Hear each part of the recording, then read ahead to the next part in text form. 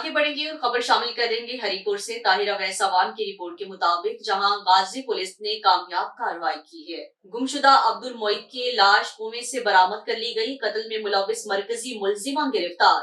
मकतूल अब्दुल मोइद वालिदैन का इकलौता बेटा था, जिसको जायदाद की लालच में अपने दीगर दो साथियों के साथ मिलकर गला घोंट कर कत्ल किया।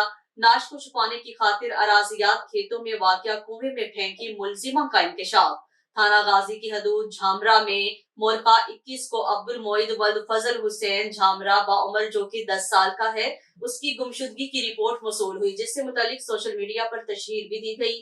डीपीओ हरिपुर मोहम्मद उमर खान ने कमसिन बच्चे की गुमशुदगी की इत्तला मौसूल होते ही डीएसपी सर्कल गाजी मोहम्मद ताहिर कुरैशी और एसएचओ थाना गाजी कैडेट आमिर खान को बच्चे की बरामदगी से मुतालिक अहकाम जारी किए।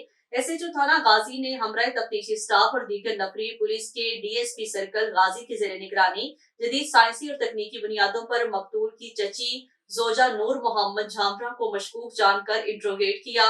दौरान इंट्रोगेशन ने जायदाद की लालच में आकर अपने दीगर दो साथियों के साथ मिलकर मकतूल अब्दुल मोइद का गला घोंट कर लाश कुएं में फेंक दी थी।